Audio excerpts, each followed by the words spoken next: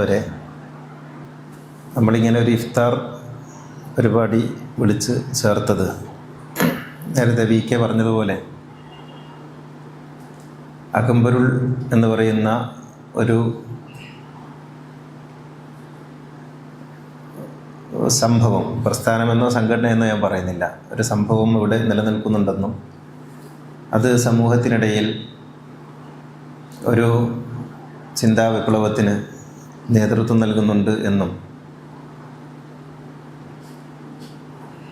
പരസ്പരം ബോധ്യപ്പെടുത്തുന്നതിനും അതിൽ നമ്മൾ ശ്രദ്ധിക്കേണ്ട കാര്യങ്ങൾ എന്തൊക്കെയാണ് എന്ന് നിങ്ങളുടെ അഭിപ്രായങ്ങളൊക്കെ ശേഖരിക്കുന്നതിന്, ഒരു ഫീഡ്ബാക്ക് എന്നുള്ള നിലയിൽ ശേഖരിക്കുന്നതിന് വേണ്ടിയും കൂടിയാണ് ഇത്തരത്തിൽ ഇങ്ങനെയൊരു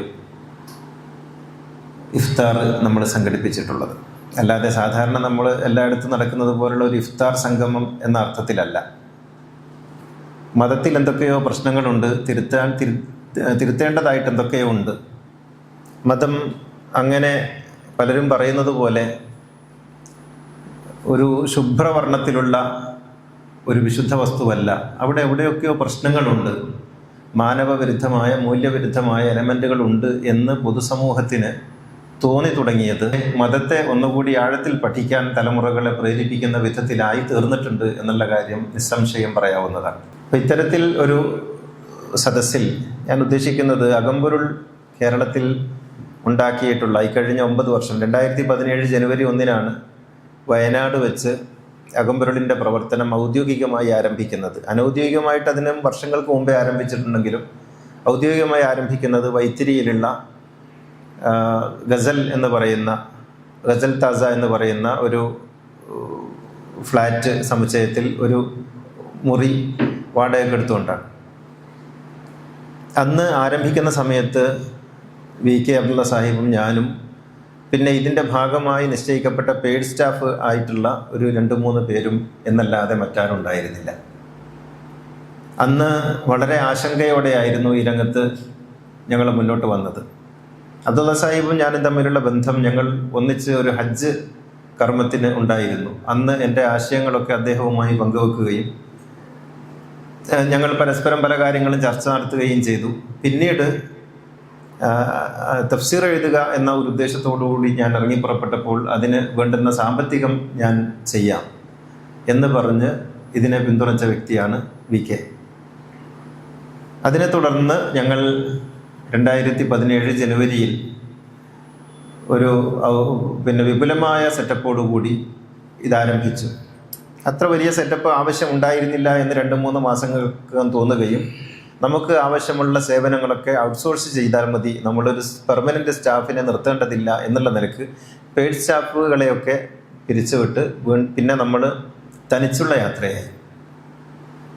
ആ ഘട്ടത്തിലൊന്നും അകമ്പരുൾ എന്ന് പറയുന്ന ഈ ആശയം സമൂഹമധ്യേ പറയണം എന്ന് ഞങ്ങൾ വിചാരിച്ചിരുന്നില്ല. ഒരു ഡോക്യുമെൻ്റ് എന്നുള്ള നിലക്ക് അകമ്പരുൾ എഴുതി സമൂഹത്തിന് സമർപ്പിക്കുക എന്നുള്ളത് മാത്രമായിരുന്നു അന്നത്തെ ഏറ്റവും ലളിതമായ ചിന്ത. പക്ഷെ മുന്നോട്ട് പോകവേ സമൂഹത്തിൽ നിന്നുള്ള പ്രതികരണങ്ങൾ ഇങ്ങനെ ഒരു മാറ്റം ആളുകൾ ആഗ്രഹിക്കുന്നുണ്ട് എന്നുള്ള ഒരു കാഴ്ചപ്പാടിലേക്ക് ഞങ്ങൾ എത്തിച്ചു.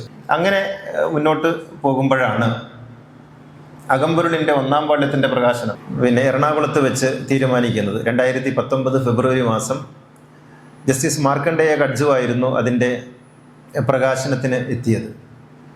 അതൊരു വിപ്ലവകരമായൊരു വേദിയായിരുന്നു. അവിടെ ട്രാൻസ്ജെൻഡർ വിഭാഗത്തെ പ്രതിനിധീകരിച്ചുകൊണ്ട് അന്നത്തെ മഹിളാ കോൺഗ്രസിൻ്റെ അഖിലേന്ത്യാ പ്രസിഡന്റ് കൂടിയായിട്ടുള്ള അപ്സര റെഡ്ഡി, പിന്നെ മ്യൂസ് മേരി ജോർജ്, പിന്നെ CM മൗലവി, ഇങ്ങനെ തുടങ്ങി കേരളത്തിലെ മതാതീതമായ രംഗങ്ങളിലൊക്കെയുള്ള പ്രഗത്ഭരായ ആളുകൾ അണിനിരന്ന ഒരു വേദിയായിരുന്നു അത്. വലിയൊരു സദസ്സുണ്ടായി. ഇത് സംഭവിച്ചതോടുകൂടി യാഥാസ്ഥിക സംഘം എന്ന് വെച്ചാൽ, ഞാൻ യാഥാസ്ഥികർ എന്ന് പറയുന്നത് സുന്നി വിഭാഗത്തെ മാത്രം വിചാരിച്ചിട്ടല്ല, കേരളത്തിലുള്ള എല്ലാ മുസ്ലിം സംഘടനകളും, സുന്നി, മുജാഹിദ്, ജമാഅത്തെ ഇസ്ലാമി, തബ്ലീഗ് തുടങ്ങി പോപ്പുലർ ഫ്രണ്ട് വരെയുള്ള എല്ലാ സംഘടനകളും ഒന്നിക്കുകയും അകമ്പരുളിനെതിരെ വമ്പിച്ച ക്യാമ്പയിൻ നടത്തുകയും കോഴിക്കോട് ഹൈസൺ ഹെറിറ്റേജിൽ വെച്ച് വലിയ ഒരു യോഗം വിളിച്ചു ചേർത്ത് ഇത് ഇല്ലാതാക്കേണ്ടതുണ്ട് എന്ന് പരസ്യമായി പ്രഖ്യാപിക്കുകയും നമുക്കെതിരെ 3 പുസ്തകങ്ങൾ പ്രകാശനം നടത്തുകയും ചെയ്തു. അവിടെ മുതൽ തുടങ്ങിയ അകമ്പൊരുളിനോടുള്ള മുസ്ലിം സംഘടനകളുടെ യുദ്ധം ഇന്നും നിർബാധം തുടർന്നു വരുന്നു. പക്ഷേ സംഭവിച്ചതെന്തെന്ന് ചോദിച്ചാൽ കേരളത്തിൽ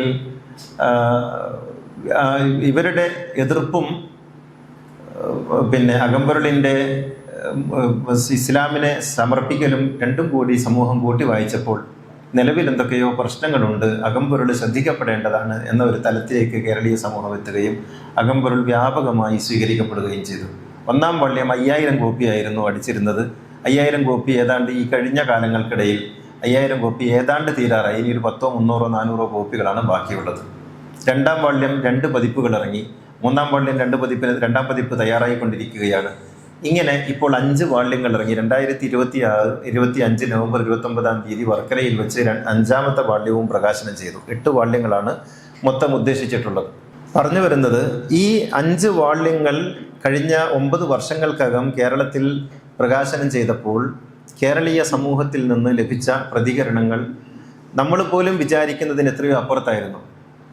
ഏറ്റവും നല്ല ഒരു ഉദാഹരണം, VK അന്ന് 1ാം വാള്യം പ്രകാശനം ചെയ്യുന്ന സമയത്ത് ഞാൻ പറഞ്ഞു നമുക്കൊരു ഗാനമേള ഇതോടുകൂടി സംഘടിപ്പിച്ചാലോ. VK പറഞ്ഞു ഇൻഷാ അല്ലാഹ് നമുക്ക് അവസാനത്തെ വാള്യം പ്രകാശനം ചെയ്യുന്ന അന്ന് നമുക്ക് ഒരു സംഗീത സദസ്സാകാം, അന്ന് അപ്പോഴത്തേക്ക് ഈ സമൂഹം പാകപ്പെടുമായിരിക്കും. പക്ഷേ 2ാം വാള്യത്തിൻ്റെ പ്രകാശനത്തിൽ തന്നെ ഞങ്ങൾക്കത് ചെയ്യാൻ സാധിച്ചു എന്നുള്ളതാണ്. കാരണം കേരളീയ സമൂഹത്തെ ആ അർത്ഥത്തിൽ മതം ഇത്രയും ഫ്ലെക്സിബിൾ ആണെന്ന്, മതം ഈ പറയുന്ന വർഗീയതയല്ലെന്ന്, മതമെന്ന് പറയുന്നത് കലാവിരുദ്ധമല്ലെന്ന് കേരളീയ സമൂഹത്തെ കൊണ്ട് സമ്മതിപ്പിക്കാൻ ഞങ്ങൾക്ക് സാധിച്ചിട്ടുണ്ട് എന്നുള്ളതാണ്.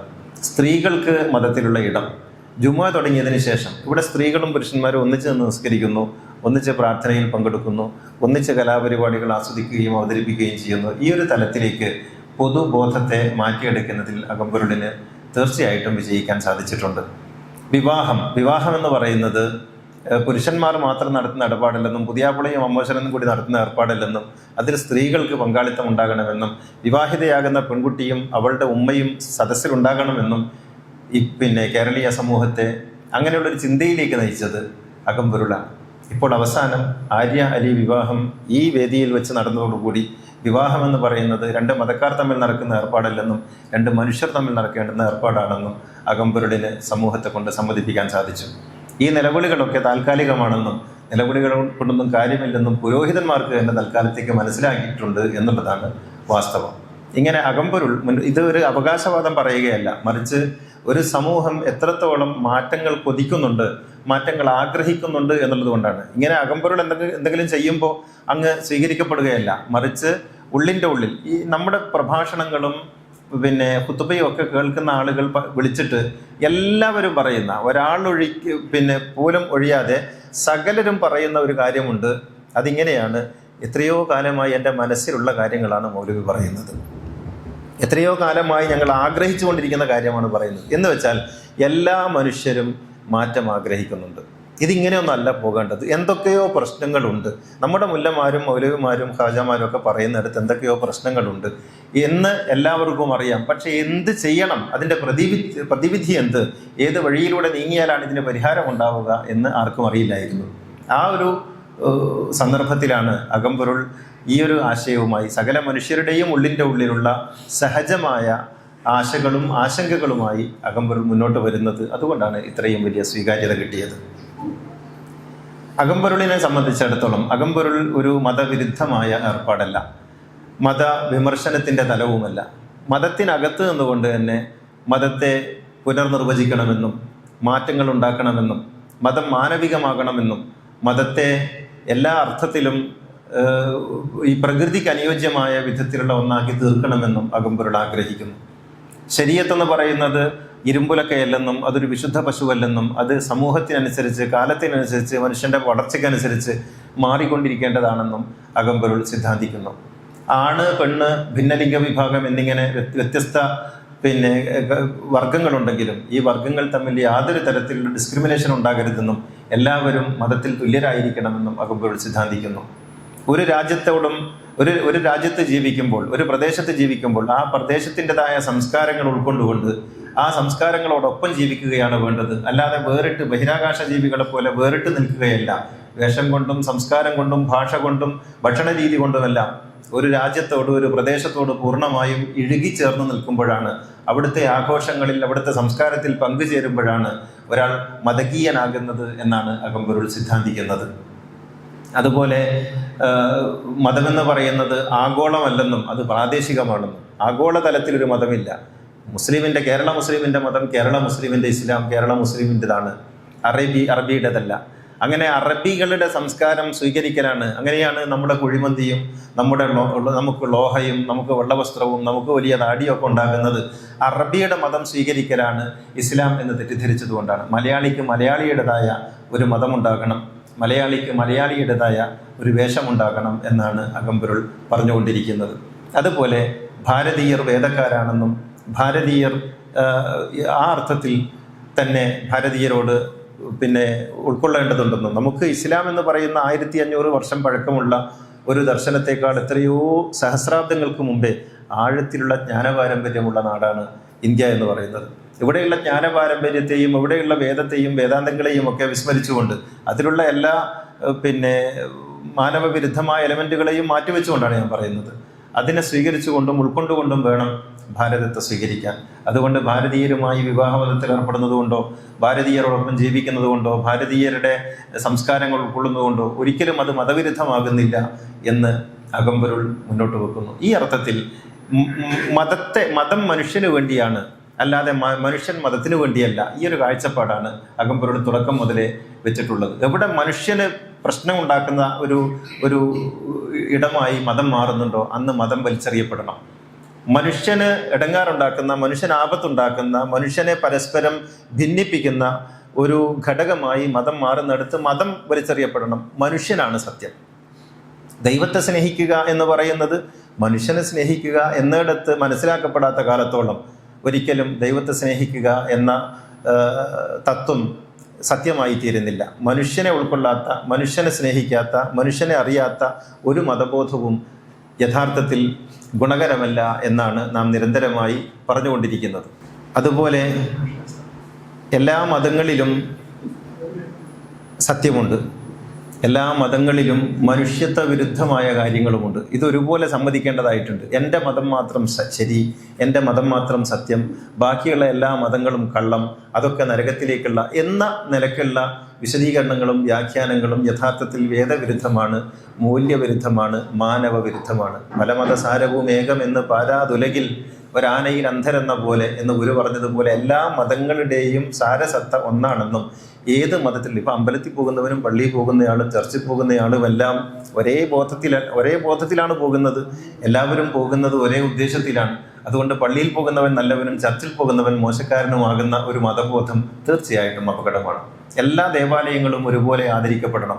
പള്ളി ആദരിക്കപ്പെടുന്നത് പോലെ അമ്പലവും ചർച്ചും സിനഗോഗും ഒക്കെ ആദരിക്കപ്പെടണം. എല്ലാ വേദങ്ങളും ഒരുപോലെ പരിഗണിക്കപ്പെടണം. ഇങ്ങനെ സർവ്വവേദങ്ങളെയും സർവ്വദേവാലയങ്ങളെയും സർവ്വ സംസ്കാരങ്ങളെയും സർവ്വമതങ്ങളെയും ഒരേ ബോധത്തിൽ സ്വീകരിക്കാൻ കഴിയുന്ന ഒരു മതബോധമാണ് ഉണ്ടായിത്തീരേണ്ടത് എന്നർത്ഥം. അതുണ്ടായിത്തീരാത്ത ഏത് മതവും, അങ്ങനെ ഉണ്ടാക്കി തീർക്കാത്ത ഏത് മതവും മനുഷ്യത്വ വിരുദ്ധമാണ്. അത് മനുഷ്യർക്ക് അപകടമാണ്. ലോകത്ത് ബോംബായി പൊട്ടിത്തെറിക്കുന്നത്, അല്ലെങ്കിൽ തോക്കായി നിറയൊഴിക്കപ്പെടുന്നത്, അമ്പായി മനുഷ്യനിൽ തറച്ചു കയറുന്നതെല്ലാം ഇത്തരത്തിലുള്ള ശുദ്ധിവാദത്തിൻ്റെയും മേന്മാവാദത്തിൻ്റെയും ഉറവിടമായിട്ടുള്ള മതബോധമാണ്. ഈ മതബോധമാണ് മനുഷ്യനെ മതം മാറ്റാൻ പ്രേരിപ്പിക്കുന്നത്. നീ നിന്റെ മതം വിട്ട് എൻ്റെ മതത്തിലോട്ട് വാ, നിനക്ക് സ്വർഗം ഞാൻ വാങ്ങിത്തരാം എന്ന് ആരെങ്കിലും ഓഫർ ചെയ്യുന്നുവെങ്കിൽ തീർച്ചയായും മനസ്സിലാക്കപ്പെടേണ്ടത് അവൻ മതത്തിലുമല്ല ദൈവത്തിലുമല്ല എന്നുള്ളതാണ്. കാരണം ഏത് മതത്തിൽ നിന്ന് ഏത് മതത്തിലേക്കാണ് മാറേണ്ടത്, ഏത് ദൈവത്തിൽ നിന്ന് ഏത് ദൈവത്തിലേക്കാണ് മാറേണ്ടത്. അപ്പോൾ മതം മാറ്റം എന്ന് പറയുന്നത് ശുദ്ധിവാദത്തിൻ്റെ മറ്റൊരു പേരാണ്. അപ്പോൾ മതം മാറ്റത്തിൻ്റെ അന്തരീക്ഷമില്ലാതെ മനുഷ്യർ പരസ്പരം ആദരവോടെ, ഞാൻ മുസ്ലിമാണ്, നിങ്ങൾ ഹിന്ദുവാണ്, നിങ്ങൾ ക്രിസ്ത്യാനിയാണ്, ഞാൻ മുസ്ലിമായും നിങ്ങൾ ഹിന്ദുവായും നിങ്ങൾ ക്രിസ്ത്യാനിയായും നമ്മൾക്ക് പരസ്പരം അംഗീകരിച്ചും ഉൾക്കൊണ്ടും ജീവിക്കാമെന്ന് പറയുന്നിടത്ത് നിങ്ങൾ നിങ്ങളുടെ വേദമനുസരിച്ച് ജീവിക്കുകയാണ് വേണ്ടത്, നിങ്ങൾ എൻ്റെ വേദത്തിലേക്ക് വരികയല്ല എന്ന് പറയുന്ന ഒരു ബോധത്തിലേക്ക് എത്തുമ്പോഴാണ് മതവിശ്വാസം പൂർണ്ണമാകുന്നത്, മതസ്വാതന്ത്ര്യവും പൂർണ്ണമാകുന്നത് എന്നാണ് അകമ്പൊരുൾ കരുതുന്നത്. ഞാൻ അവസാനിപ്പിക്കുകയാണ്. പറഞ്ഞു വരുന്നത് അകമ്പൊരുളിൻ്റെ ഇടം അതാണ്. അകമ്പൊരുളിൻ്റെ ഇടം കൂട്ടിച്ചേർക്കലാണ്, എല്ലാവരെയും ചേർത്ത് പിടിക്കലാണ്. എല്ലാ ഭേദങ്ങൾക്കും അപ്പുറം മനുഷ്യനെന്ന സത്യത്തെ കാണുകയാണ് അകമ്പൊരുൾ ആഗ്രഹിക്കുന്നത്. അതുകൊണ്ട് അകമ്പുരുടിനൊരു സ്വപ്നമുണ്ട്. ആ സ്വപ്നം മതാതീതമായ ഒരു ദേവാലയം എന്ന സ്വപ്നമാണ്. മതാതീതമായ ഒരു ദേവാലയം. ഏത് മനുഷ്യനും, യുക്തിവാദിക്കും പിന്നെ നിരീശ്വരവാദിക്കും ഈശ്വരവിശ്വാസിക്കും ഹിന്ദുവിനും ബുദ്ധനും ജൈനനും മുസ്ലിമിനും എല്ലാവർക്കും കയറി വന്ന് അവരവർക്ക് ബോധ്യപ്പെട്ട നിലയ്ക്ക് പ്രാർത്ഥിക്കാനും പ്രാർത്ഥിക്കാതിരിക്കാനും സാധിക്കുന്ന ഒരു മാനവാലയത്തെക്കുറിച്ച് അകമ്പുരുൾ സ്വപ്നം കാണുന്നുണ്ട്. അത് യാഥാർത്ഥ്യമാകുന്ന ഒരു സ്വപ്നമാകട്ടെ എന്ന് പ്രാർത്ഥിക്കാം.